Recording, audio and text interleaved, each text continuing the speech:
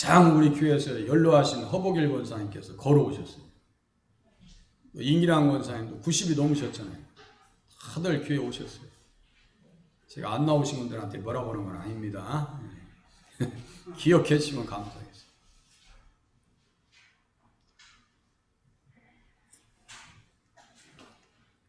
말씀의 제목은 마리아의 찬가에 담긴 의미다. 이렇게 말씀의 제목을 드렸습니다.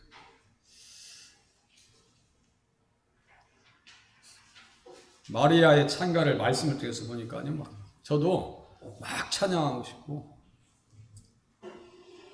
마리아의 입장에서 성경을 보니까요, 그렇게 귀할 수가 없고요, 그렇게 복된 역사가 없어요.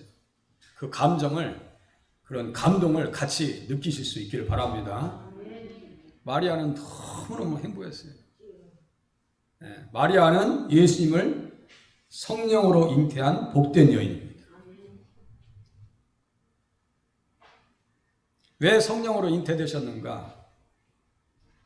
육정으로 잉태되지 아니하시고 성령으로 왜 잉태되셨는가? 그것은 원죄에서 원죄를 차단하기 위해서. 그러니까 예수님은 잉태하는 그 순간부터 아담의 원죄와는 관계없어요. 그걸 잘 이해하셔야 돼요. 예수님은 죄가 없어요. 그리고 여자의 후손으로 이 땅에 오셨습니다. 창세기 3장 15절에 약속하신 말씀이 그대로 마리아에게 지금 성취되고 있는 거예요. 성령으로 잉태되셨으니까 하나님의 아들이다. 나으실 바 거룩한 이는 하나님의 아들이라 일컬어지리라. 그죠? 하나님의 아들이에요. 그 마리아의 뜻은 무엇인가? 출애굽기 15장 20절 우리가 너무나 잘 아는 말씀입니다. 이스라엘 백성들이 말하여도 이렇지만 누이, 그 아론과 모세의 누이 이름이 뭐예요? 미리암. 미리암이 헬라어로 마리아입니다. 그 미리암은 무슨 뜻인가? 반역과 씀. 메리에서 나왔는데 우리 시골에서 가끔 강아지 이름 지면 그냥 동네 개 이름들이 다 메리야. 메리야, 덕구야, 일로 하랬죠? 그 되게 신뢰하는 이름이에요. 모르면 무식하다고 천주교인들이 아주 싫어합니다. 메리라고. 메리가 누구예요? 마리아예요. 마리아예요. 메리가. 영어로 메리입니다. 그러니까 메리에서 왔는데 그 뜻은 쓰다, 반역하다. 출애굽기 15장 23절에 보니까 그 말씀이 등장한다 했죠. 마라에 이르렀으니 그곳에 물이 있어서 마시지 못했다 그랬죠. 마시지 못했어. 쓰다. 거기에 모세가 기도하니까 하나님께서 한 나무를 가리켜서 그가 물에 던지니 물이 달게 되었더라. 이렇게 써 있어요. 그러니까, 그렇구나. 그 나무를 제가 원고로 보내드렸었는데, 거기에 보면은 클락이라는 사람이 주석을 썼는데, 그 나무를 십자가의 상징이다. 그래요. 십자가 아니고서는요, 사람이 바뀔 일이 없고, 상황이 바뀔 일이 없어요. 완전히 반전의 역사가 나타나요. 마리아는 고통, 슬픔, 이러한 이름인데 예수님을 잉태한 이후에는 어떻게 했어요? 인생이 완전히 반전이 되버립니다. 아니 그렇게 가난한 집안에 누가 저한테 우리 딸내미 그런 가난한 집안에 시집가야 한다면 아마 제가 말릴지도 몰라. 우리 스스로하면서 목수의 집안에 시집을 한다면 말릴지도 모른다니까요. 왕이요? 왕가? 저도 강상김씨 경순한 넷째 아들의 후손이요. 저도 왕가라니까. 우리 저기 이준상 입사님도 전주시요. 요새 태조 이성계 어제 잠깐 들어봤더니 나오더만요. 그 재밌게 보시겠네. 잘하면. 그 다 왕족들 아니야. 여기 앉아 계신 분들 다 왕족이야. 다 왕족이야. 요셉 다윗의 자손인데 왕족인데 왕족이면 대우받고 인정받고 그래야 될 거 아니야. 나라 빼앗겼는데 무슨 왕족이 무슨 이시조선 나라 한일 합방되는데 무슨 의미가 있어요. 전혀 대우받을 수 있는 입장이 아니에요. 현실적으로 고통의 자리, 좌절의 자리, 슬픔의 자리에 들어갔어요. 마리아는. 그리고 예수님을 잉태하니까 어떻게 돼요? 가장 행복한 여인, 가장 복된 여인으로 바뀌어버립니다. 이게 예수님을 잉태한 마리아의 삶의 반전이고 역전입니다. 성탄절을 통해서 우리에게 그러한 은혜가 있으시기를 바랍니다. 그래서 마리아는 슬프다, 고통스럽다 이런 뜻입니다. 룻기 1장 20절 제가 다음에도 또 이 말씀 드릴 거예요. 나오미는 유쾌, 통쾌, 상쾌, 기쁨 이런 뜻입니다. 그런데 믿음의 자리를 떠났어요. 떠나서 어디로 갔어요? 모압 땅으로 들어갑니다. 들어가니까 무엇을 경험해요? 마라를 경험합니다. 슬프다, 고통스럽다, 너무나 힘들다. 모압 땅에서 이제 룻과 같이 돌아올 때 사람들이 저 나오미 아니야? 그러니까 나를 나오미라고 부르지 마. 나는 마라야. 뭐라고 하냐면 전능자께서 나를 괴롭게 하셨거늘 이것이 말합니다. 전능자께서 나를 괴롭게 하셨다. 믿음의 손을 놔버리면, 예수를 떠나면, 믿음의 자리를 떠나면 하나님께서 마라의 경험을 주시더라 이거예요. 탕자가 그랬습니다. 이스라엘 백성들의 역사가 증명합니다. 맞아요? 틀려요? 가나안 땅에서 잘 먹고 잘 살아라, 잘 신앙생활해라, 예수 잘 믿어라 라고 갖다 심어놨더니 세상에 거기서 못된 짓은 다 해요. 바알과 아세라를 섬긴다든가 금송아지를 섬겨요. 그러면 자기 마음대로 삽니다. 그러니까 한번 너희들도 한번 마라를 경험해봐. 그러니까 아수르로 끌려갑니다. 바벨론으로 끌려갑니다. 그게 마라 지부예요. 그죠? 그곳에서 다시 주님 바라보면서 돌아오는 거예요. 그게 주님 바라보면서 다시 돌아옵니다. 마리아는 자신의 태에 예수님을 모시면서 복된 여인인 것을 고백합니다. 그래서 48절에 보니까 만세 나를 복이 있다 일컬이로다. 만세 나를 복이 있다 일컬이로다. 이건 인류 역사 가운데 딱 한 사람만 있는 일이요. 복을 받았어요? 안 받았어요? 받은 정도가 아니라 이거는 마리아는요 인류 역사 가운데 딱 한 사람이라니까 두 번째 나타날 수도 없어요. 그러니까 만세 나를 복이 있다 일컬이로다. 마리아의 창가라 해가지고 교양곡을 제가요 이거 설교하면서 몇 번을 들었어요. 뭐 30분, 40분짜리야. 그래서 계속 들으면서 내가 그 교양곡에 어떤 감동이 있을까 했더니 나는 수준이 거기가 안 돼. 이게 별로 느낌이 안 와. 그런데 음악 전공한 우리 은진 선생님은 잘 알겠지. 느낌이 오겠지. 나는 느낌이 안 와. 어쨌든 그렇게 마리아의 찬가를 통해서 마리아는 인류 역사 가운데 딱 한 번만, 그죠? 그러니까 만세의 나를 48절에 보니까 만세의 나를 복이 있다 일컬이로다. 그죠? 보통 축복받은 사람이 아니야. 특히 그는 창세기 3장 15절에 기록되어 있는 여자의 후손에서 여자로 간택을 받았으니 그녀의 축복은 말로 다 표현할 수가 없는 것이었습니다.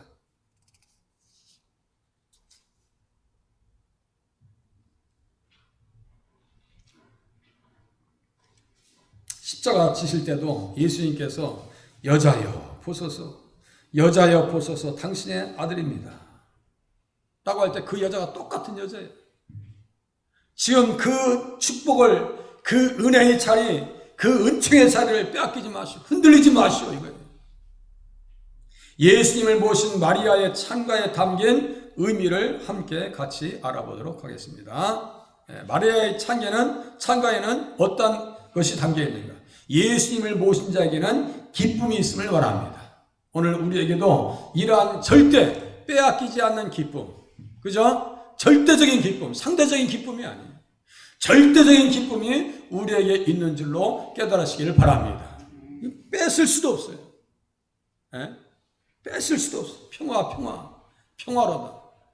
이 평강과 축복을 빼앗을 수가 없다니까요. 누가요? 예수님을 모신 자에게는 동일한 기쁨이 있다는 사실을 마리아의 찬가는 우리에게 가르쳐주고 있습니다. 마리아가 이르되 내 영혼이 주를 찬양하며 내 마음이 하나님 내 구주를 기뻐하였으면, 내 구주를 기뻐하였으면 그의 여정의 비천함을 돌보셨습니다. 보라 이제후로는 만세 나를 복이 있다 일컬이로다. 마리아라고 하는 그 이름은요, 인류 고통 가운데 있는 인류, 좌절 가운데 있는 인류, 절망 가운데 있는 모든 인류를 대표하는 상징적인 이름이 마리아입니다. 그래서 예수님 주변에는요 마리아라고 하는 이름이 많아요. 막달라 마리아, 또 야고보와 요셉의 어머니 마리아, 또 다른 마리아가 주변에 잔뜩 있어요. 그 사람들이 다 어떻게 됐다고요? 예수님 만나서 마리아와 같이 축복을 경험한 줄로 깨달으시길 바랍니다. 오늘 우리들도 그러한 축복의 자리에 서셔야 됩니다. 그런데 마리아의 삶의 형편, 그 자리를 살펴보니까요, 경제적 형편이나 이렇게 보니까요, 어떤 상황이에요? 목수의 아들이 아니냐, 목수의 아들이에요. 예수님을 배척받습니다. 또 출산하려고 이제 출산하기 위해서 가는 이제 출산 이제 뭐 가이사 아구스도가 호적을 하니까 베들레헴에 갑니다. 가는 길에 출산이 임박해서 출산하게 됩니다. 요셉이 생활 능력이 있는지 없는지. 누가복음 2장 7절 봐보세요. 누가복음 2장 7절.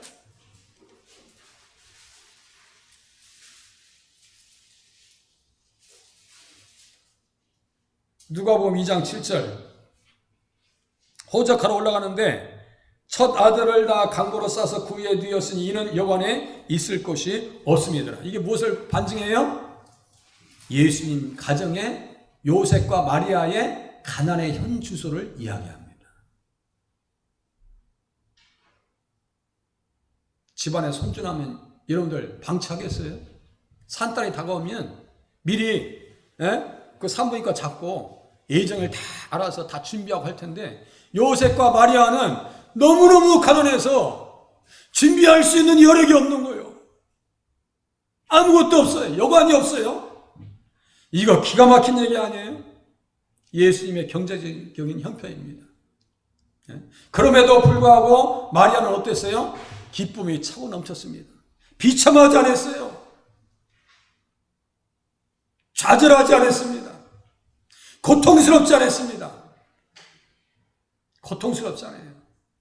율법의 입장에서 보면 처녀가 약혼한 상태에서 다른 남자의 아이를 갖는다면 돌에 맞아 죽거나 이혼을 당해야 했습니다. 신명기 22장 23절 이하. 그래서 천사가 이야기하는 말을 듣고 마리아가 놀란 거예요. 깜짝 놀라요. 나 지금 남자도 알지 못하는데 어떻게 임신이 있어요? 율법의 입장에서 보니까 신명기 22장 23절에 보니까 처녀인 여자가 남자와 약혼한 후에 어떤 남자가 그를 성읍에서 만나 동침하면, 동침하면 너희는 그들을 둘 다 성읍 문으로 끌어내고 그들을 돌로 쳐 죽일 것이니. 율법에 의하면요 보통 난처한 게 아니에요. 또 신명기 24장 1절에 보니까 사람이 아내를 맞이하여 데려온 후에 그에게 수치되는 일이 있음을 발견하고. 이 세상에 수치되는 일이 발견돼요. 용납하겠어요? 용서할 수 있어요, 없어요? 내가 지금 며느리 이렇게 데려왔는데, 내 부인이야. 그런데 왔는데 너랑 같이 첫날 밤 보내지도 않았는데 임신한 상태로 왔어. 그러면 내가 부인을 너무너무 사랑하니까 그 자녀를 키워줘야지. 돼요, 안 돼요? 용납이 될 수도 없는 상황이야. 그러면 성경의 신명기 24장에 보니까 이혼 증서를 써라. 이혼 증서를 써서 그의 손에 주고 그를 자기 집으로 돌려보내라. 그래서 마태복음 1장 19절에 보니까 요셉이 어떻게 했냐면요, 가만히 끊고자 했다. 가만히 끊고자 했다는 것은 어떤 것이에요? 이혼 증서를 줘서 마리아와 파혼시키려고 했던 거예요. 율법의 입장에서 보면 기가 막힌 노릇이에요. 그러나 마리아가 가브리엘이 잉태했다는 말을 듣고 처음에는 놀랐지만 금방 평안을 되찾습니다. 왜 그럴까요? 창세기 3장 15절에 여자가 바로 자신이고 아브라함과 다윗에게 하신 언약대로 인류의 구세주를 모시는 것, 자신이 구원의 도구로 사용되었다는 사실 앞에 큰 감동을 느낍니다. 큰 영광을 여깁니다. 하나님께서 수많은 여인들 중에서 인류 역사 가운데 그 수많은 여인들 중에서도 사라도 아니고, 그죠? 리브가도 아니고, 그 믿음 좋은 엘리사벳도 아니고, 한나도 아니고, 또 여성들 다 불러낼까요? 그 중에서도 마리아를 선택했다는 그 사실 앞에 감격하지 않을 수가 없었습니다. 감격합니다. 가난한 목수 요셉의 집안으로 시집갔지만 예수님을 모신 것에 대한 감격과 기쁨이 마리아의 잉태, 마리아의 성탄절 중에 있었다는 것입니다. 예수님을 모신 자로서 오늘 우리 모두가 이러한 기쁨을 다시 회복할 수 있기를 바랍니다. 감격과 기쁨과 회복이 없어요. 지금 교회에 이걸 다 잃어버렸습니다. 지금 코로나 때문에 잃어버렸는지 믿음이 없어서 잃어버렸는지 난 모르겠어요. 다 잃어버렸습니다. 제가 말씀드렸죠. 설교를 준비하면서 이야, 참 마리아는 보통 축복받은 여인이 아니고, 제가 이게 언어 전달할 수 있는 그런 재주가 없어서 그렇죠. 이 마리아의 기쁨이라는 것은 말로 표현할 수가 없습니다. 표현할 수가 없어요. 그래서 마리아의 기쁨을 우리가 찬양으로 한다면 내가 만민 중에 좀 딱딱하니까 한 3분만 우리 찬양 한번 해볼까요? 내가 만민 중에 우리 찬양 한번 해보겠습니다. 한번 반주 좀 해보세요. 우리 그러한 기쁨이 우리에게 있지 않은가 보세요. 내가 만민 중에 가만히 있어봐요. USB에 담겼네요. USB에 같이 보겠습니다.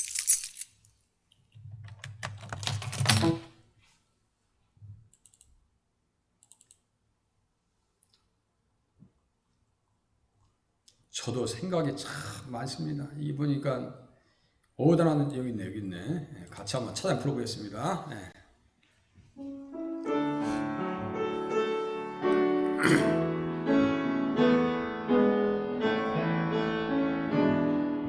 내 만민 중에 오 주께 감사하며 주님을 찬양하리 열방 중에서 주의 인자는 커서 하늘에 미치고 주의 진리는 넓은 궁창에 일어나네. 하늘 위에 주를 높이 들리며 주의 영광은 온 세계 위에 하늘 위에 주를 높이 들리며 주의 영광은 온 세계 위에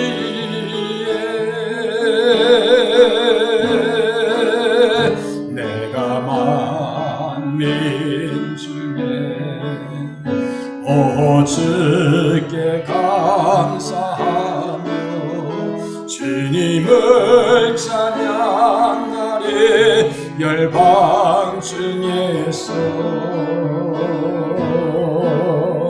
주의 인자는 커서 하늘에 미치고 주의 진리는 넓은 궁창에 일어나네.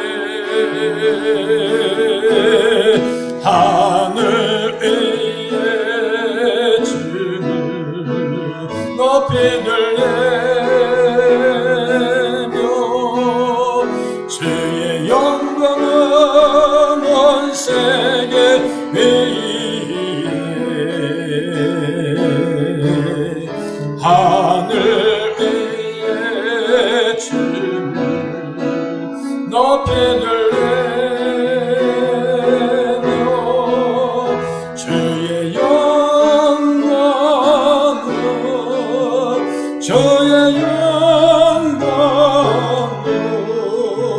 주의 영광은 온 세계 위에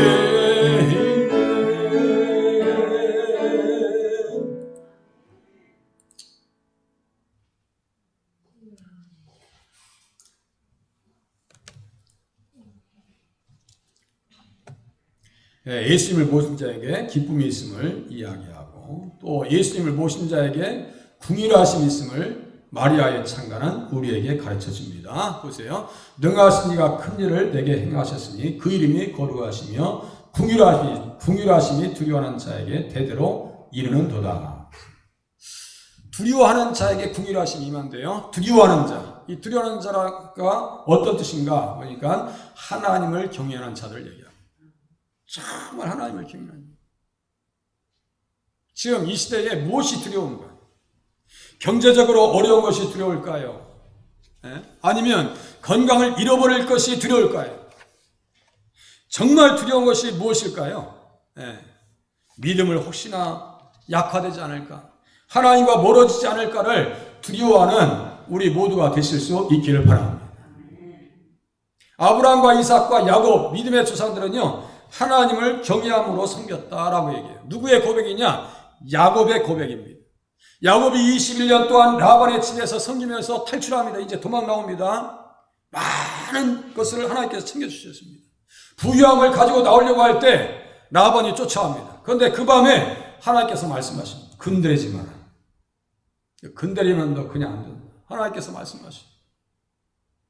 그래서 하나님께서 다 만져놓으세요. 그러니까 라반이요 야곱에게 와서 아무 소리 못해요. 그 어떻게 내가 있는 것 중에서 다른 거는 드라빔이 없어. 드라빔이 없어서 드라빔. 드라빔이 없어서 그러니까 못 찾고 가요. 그때 야곱이 얘기합니다. 우리 아버지 하나님, 아브라함의 하나님, 곧 이삭이 경외하는 이가 나와 함께 계시지 아니하셨더라면 외삼촌께서는 이제 나를 빈손으로 돌려 보내셨을 것입니다. 그런데 하나님의 궁휼하심 때문에 내가 살 수 있었고 나를 편안하게 다시 가나안 땅에 들어갈 수 있는 길을 열어주셨다는 거예요. 두려워하는 자에게 뭐가 있다고요? 주님의 돌보심과 궁휼하심. 또 누구에게 그런 은혜가 있었을까요? 산파들에게. 바로 왕이요 이스라엘 중에 아들 나면 다 나일강에다가 버리라고 합니다. 그때 누가 더 두려웠어요? 산파들에게는 바로 왕의 명령보다 하나님의 뜻을 더 두려워합니다. 왜냐하면 그 자손을 통해서 누가 오셔야 되니까요. 예수님이 오셔야 되기 때문입니다. 산파들은 그 믿음을 가지고 있었던 거예요. 예수님을 향한 그 믿음. 그러니까 하나님께서 그 가정을 긍휼히 여기시고 어떻게 축복하셨는가? 산파들은 하나님을 경외하였으므로 하나님이 그들의 집안을 흥왕하게 하신지라. 예수님을 바라보면서 하나님을 두려워하는 자를 그렇게 챙겨주시더라 이거예요. 오늘 이 시대에 우리가 정말 하나님을 경외하는 그 자리에 나가실 수 있기를 바랍니다. 전능하신 이가 큰 일을 자신에게 행하셨다. 이 큰 일도 보통 큰 일이 아니에요. 찬양이 마리아의 입에서 나옵니다. 죽은 사라의 태에서 이삭이 잉태되고 처녀의 몸에서 잉태되는 기적. 나이가 많아서 무자했던 세례 요한의 부모 사가랴와 엘리사벳의 잉태의 소식은 우주를 창조하시고 경영하시는 전능자께서 이루시는 큰 일이었습니다. 그죠? 큰 일이었어요. 온 세상이 마라의 뜻과 같이 반역과 불순종, 그래서 고통과 슬픔의 자리에 지금 놓여 있습니다. 놓여 있죠. 이스라엘 백성들도 똑같아요. 나라를 빼앗겼습니다. 왕가의 명맥은 다 끊어졌습니다. 왕족의 명분이라는 것은 아무것도 없어요. 아니 세상에 목수의 지방이 되어버리고 여관이 있을 곳이 없어서 말구유에서 예수님이 성탄하셔야 되는 그런 상황이었음에도 불구하고 마리아의 심령 가운데서는 온 우주를 차지한 그 심령으로 가득했습니다. 예수님 성탄의 기쁜 소식은 하나님을 경외하며 메시아를 대망하는 자들에게 나타난 궁휼하심의 결과였습니다. 궁휼하심의 결과였다. 또 보시겠습니다. 마리아의 생각 가운데 어떠한 내용이 담겨 있을까요? 예수님을 보신 자에게 승리가 주어짐을 이야기합니다. 마리아가 예수님을 모셨으니까 실패하겠어요? 승리하겠어요? 승리합니다. 모든 삶의 반전이 마리아의 삶 가운데 예수님을 모신 것 때문에 나타납니다. 그죠? 슬픔의 여인이 행복한 여인으로 바뀌고 가난한 사람이 온 우주의 주인 되신 예수님을 모시니까 부자 됐어요? 가난하게 됐어요? 그렇게 부자 될 수가 없어요. 마리아처럼 부자인 사람이 어디 있어요? 그런 부유한 사람이 어디 있어요? 그의 팔로 힘을 보이사 마음의 생각이 교만한 자들을 흩으셨고 권세 있는 자를 그 위에서 내리치셨습니다. 비천한 자를 높이셨고 줄이는 자를 좋은 것으로 배불리셨으며 부자는 빈손으로 보내셨도다. 이 찬양의 말이죠. 한나의 찬양과 똑같습니다. 한나의 찬양과 똑같습니다. 이 본문에 보시면은 교만한 자, 권세 있는 자, 부자는 그리스도를 대적하는 무리들이요 믿는 자들을 대적하는 세력들을 얘기합니다. 그 중에 사무엘상 25장 2절에 등장하는 누가 생각납니까? 나발과 같은 사람이 생각이 납니다. 그죠? 부자는 빈손으로 보내. 또 어떤 사람이 생각날 수 있어요? 부자와 나사로의 이야기에서 부자가 생각나죠? 예수님의 예자도 몰라요, 이 사람. 예. 시편 59장에 있는 그야말로 성을 서성이면서 예수를 그리스도를 대적하는 그 권력자들의 모습, 시편 59장에 그 모습이 등장합니다. 제가 읽어드릴게요. 개처럼 울며 성으로 두루 다니고 그들의 입으로는 악을 토하며 그들의 입술에는 칼이 있고 이르기를 누가 들으리요 하나이다. 지금 다윗이 그 말씀을 쓰는 것은요, 예수 그리스도를 대적하는 무리들의 모습을 개로 표현하고 있는 겁니다. 권세자들, 떼가지로 몰려다니는 인생들. 그래서 누가복음 2장에 보니까 그 사람을 제가 불러낼게요. 헤롯과 빌라도가 전에는 원수였으나 당일에는 서로 친구가 되니라. 그렇게 권세자들이 어떻게 했어요? 그리스도를 대적합니다. 그럼에도 불구하고 그 승리가, 예수 그리스도의 승리가 성도들에게 그대로 적용되어진다고 하는 사실을 지금 마리아의 찬양 가운데서는 우리에게 들려주고 있습니다. 예수님만 바라보면, 예수님만 붙들고 있으면 십자가를 의지하는 사람에게는 뭐를 주신다고요? 승리를 허락해 주신다는 사실을 마리아의 찬가는 우리들에게 가르쳐 주고 있습니다. 비천한 자, 믿는 자들을 구원하시어서 승리하게 하신다는 뜻입니다. 그리고 최후 승리자는 예수님과 그분을 모시고 사는 가난한 자들이다 라고 하는 것을 얘기합니다. 그래서 사무엘상 2장 10절에 보니까 여호와를 대적하는 자는 산산이 깨어질 것이라 그랬어요. 누구처럼요? 바로처럼 무너지고요, 사울처럼 무너지고요, 가룟 유다처럼 깨어지고요, 아히도벨처럼 무너진다는 얘기예요. 그리고 이 세상 나라가 결국 누구의 나라가 될 것인가? 계시록 11장 15절, 이 승리를 다 지금 이 속에 다 담겨 있어요. 계시록 11장 15절 같이 한번 보시겠습니다. 계시록 11장 15절. 바쁘니까 빨리 끝내겠습니다. 계시록 11장 15절. 제가 되게 좋아하는 성경 구절입니다.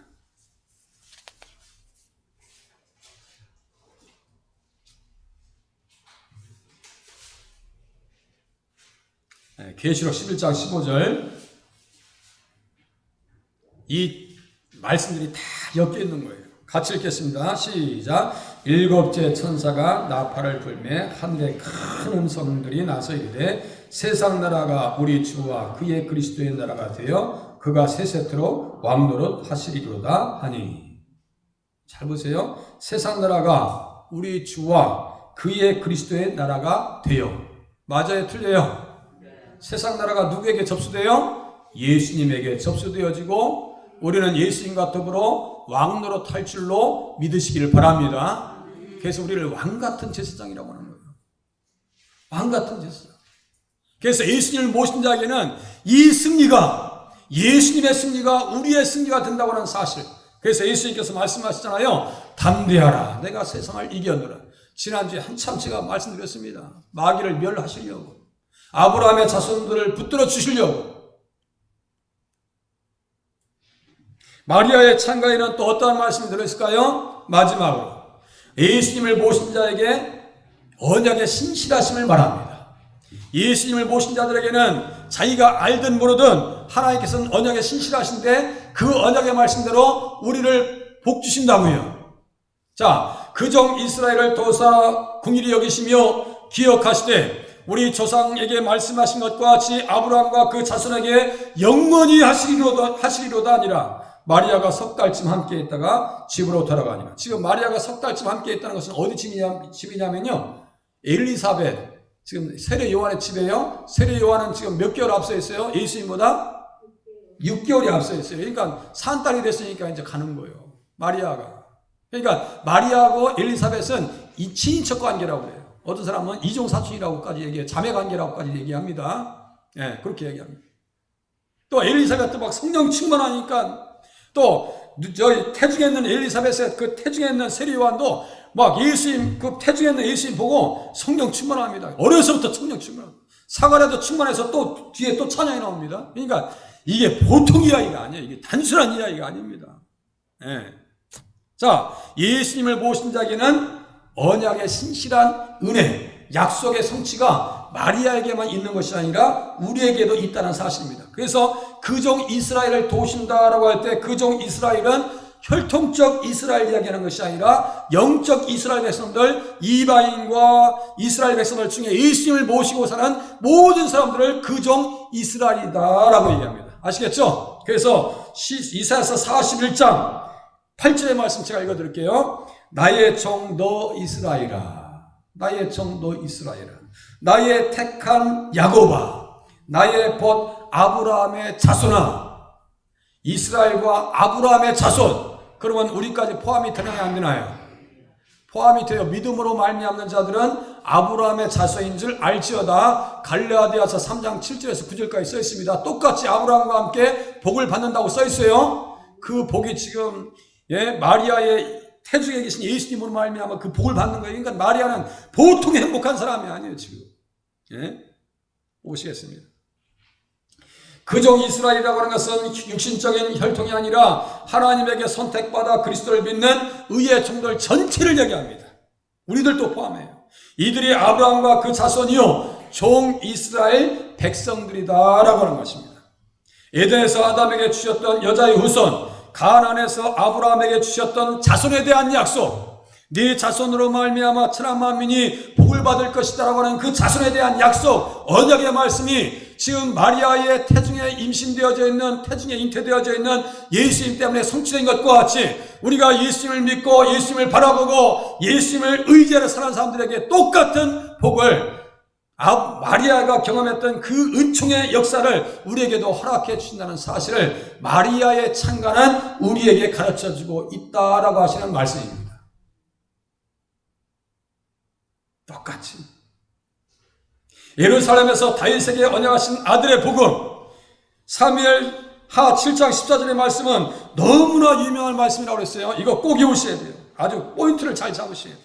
나는 그에게 아버지가 되고 나는 그는 내게 아들이 될 것이다라고 할 때 그 아들과 아버지는 누굴 얘기하는 거예요? 예수님과 하나님을 얘기하는 거예요. 그죠? 그러니까 다윗이요 그 말씀을 듣고 감격에 빠져가지고 지금 마리아의 찬과 똑같은 찬양을 하나님 앞에 하는 거예요. 그러니까 내가 만민 중에 오 주께 감사하며라고 하는 찬양은요 시편에 있는 그대로 갖다가 옮긴 거예요. 그러니까 시편의 다윗의 찬양과 마리아의 찬양과 오늘 교회의 성도인들의 찬양과 우리 마음으로 드리는 찬양이 같은 영으로 하나님 앞에 드려지는 줄로 깨달으실 수 있기를 바랍니다. 그래서 막 여기 신디도 있고, 만약에 우리 청년 중에서 정말 드럼을 잘 친다면요 전자 드럼도 당장 사놓겠어요. 이거 아니고 해도 이거 쳐버리고 전자 드럼 보니까 사가지고 감당 안 되는 친구 저기 당근마켓 보니까 한 100만 원 넘는 게 50만 원이면 나와. 정말 잘한다면 신디도 친다면 여기다 그냥 하고 그 찬양을 그 악기를 통해서 찬양한다 생각해보세요. 얼마나 감동이 있겠어요. 그래서 다윗은 어떻게 하나님 앞에 감사한지 아세요? 주의 종이 집이 영원히 복을 받게 하옵소서. 제가 자주 말씀드리는 겁니다. 그래서 메시아 계시 언약의 복음이 마리아에게서 실현된 것을 지금 마리아는 찬양합니다. 여자의 후손인 여자가 바로 내가 됐구나. 구속사의 험난한 과정에서 메시아 언약은 단 한순간도 폐기된 적이 없었습니다. 앞으로도 폐기될 일이 없습니다. 마리아의 찬가는 언약에 신실하신 하나님을 찬양하고 있습니다. 다시 예수님 다시 오실 겁니다. 예수님 이 땅에 오실 때까지 믿음의 사람들이 어떻게 예수님을 대망하면서 기다리고 있었던가, 예수님 맞이하면서 어떤 감격이 있었는가, 다시 예수님 오실 때 똑같은 룰로 똑같은 방법으로 같은 자세로 우리가 예수님을 맞이할 수 있는 그러한 축복의 자리에 나가실 수 있기를 바랍니다. 말씀 나누겠습니다. 예수님 어떤 분이세요? 성탄의 예수님은 마라의 고통을 해결해 주시는 분입니다. 마라가 어떤 뜻이라고 했어요? 마리아, 미리암, 나오미로 바꾼다고요. 마라의 고통을 나오미로 바꿔주신다고. 예수님은, 성탄의 예수님은 기쁨과 승리를 허락해 주십니다. 정말 믿음이 있다면 기뻐할 일이 어디 있어요 지금. 성탄의 예수님은 언약에 신실하신 하나님이십니다. 언약에 신실하신. 어떻게 사시겠어요? 성탄의 의미를 깨달은 마리아와 같이 기쁨의 찬양, 성령의 감동이 있는, 감화가 있는 찬양을 올리면서 살겠습니다. 흥얼흥얼 찬양하시겠구나. 성탄의 의미를 깨달은 마리아와 같이 승리를 확신하면서 살겠습니다. 그죠? 아니, 내가 지금 그 얘기하지. 이성적인 영역을 말씀으로 다 마비시켜버리세요. 성탄의 의미를 깨달은 마리아와 같이 십자가를 바라보면서 살겠습니다. 여자여 당신의 아들입니다. 여자여 보소서 당신의 아들입니다. 라고 하는 말씀은요, 여러 가지 의미가 담겼습니다. 여자여 나를 잉태한 것과 같이 나를 바라보시오. 그래야 이 슬픔이 바뀌어서 마라가 단물이 된 것과 같이 다시 그 슬픔은 기쁨으로 바뀔 수가 있습니다. 라고 하는 예수님의 음성입니다. 어떻게 기도하시겠어요? 예수님 모신 자로 기쁨을 깨닫게 하소서. 이것은요, 깨달아야 돼요. 깨달아야 돼요. 돈 많이 갑자기 주머니에 들어오고, 집값이 올라가고 그게 기쁨이 아니에요. 정말 깨달아야 옵니다. 이거 기쁨은. 또 예수님 모신 자로서 승리하게 하소서. 마리아의 현주소는 뭐예요? 고통이요, 가난이요, 비천함이요. 그럼에도 승리를 이야기하죠. 그렇게 되시길 바랍니다. 또 예수님을 모신 자로서 긍휼을 내 삶 가운데 더해 주시옵소서. 이 시대에요, 정말 긍휼이 필요한 시대입니다. 하나님 지켜주시옵소서. 기도하시는 시간이 되시기 바랍니다. 한 20초, 30초 동안 같이 기도하겠습니다.